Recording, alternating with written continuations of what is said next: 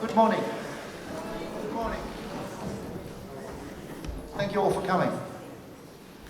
We're always privileged to have these concerts.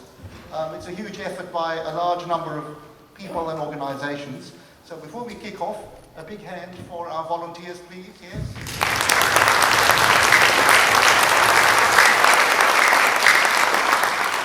Also, I thank you to the supporters of this concert, Lottery West, City of Stirling, Endeavour Homes, who contribute generously, and Churchlands High School reduced their fees for these halls to allow us to have these concerts and to give away supported tickets.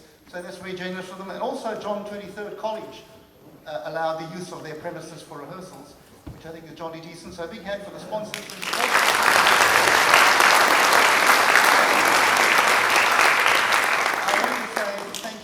Our orchestra leader, Ryan Lee. Ryan Lee has been instrumental in many of our concerts, and without his energy and contacts and work, all of these things wouldn't be possible. So a big hand for Ryan. He's in the front there. Our conductor today is the wonderful Daniel Corvaya. Daniel started with us in a concert last year in September. He's since risen in the ranks, I tell you. Daniel has now been offered a job and he's accepted the role of assistant conductor to the Melbourne Symphony Orchestra.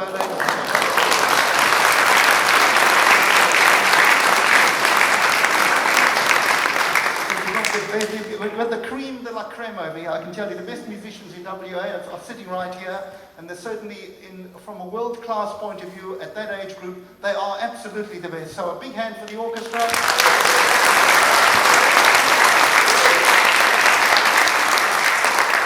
Right, the music today is actually quite interesting. There's one theme that goes through. I don't know why I'm hanging onto this microphone. It's not supposed to be hung on. There we go.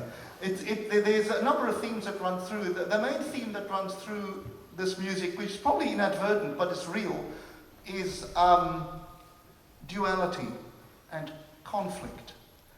And you wouldn't necessarily pick it, but if you think about it carefully, the Don Giovanni, for example, there's a fellow who was a rascal and sang the most beautiful arias ever written for the male voice. Playful, charming, delightful, and a total piece of work. And he met his comeuppance, if you know the opera, at the end, where he got taken away by the stone carving, and we all learn the sort of remarkable ability of a total piece of work being utterly and completely charming and delightful. And we all know what these people are like.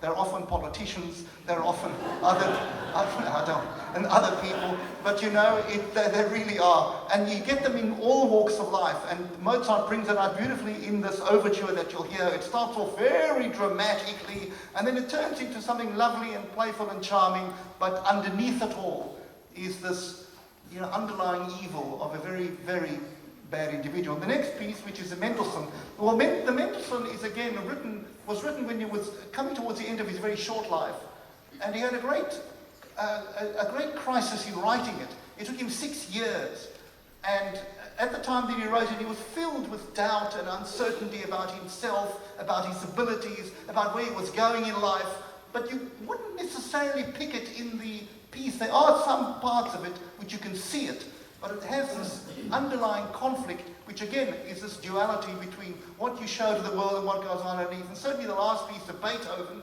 it's a lovely little symphony. It's his shortest symphony. It's a sweet little bucolic thing.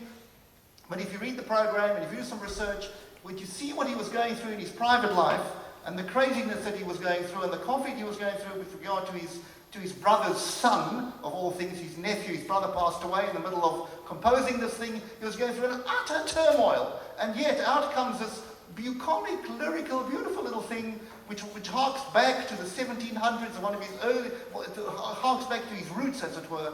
You wouldn't necessarily pick it, but it is sort of underneath. So all three of these remarkable pieces have got underneath them all this dichotomy of what you see and what is really going on underneath. So with that, enjoy the concert, and thank you all for coming. Last, a little point of order. Morning tea will be after the Mendelssohn. You go out here, you turn right, and follow the crowd.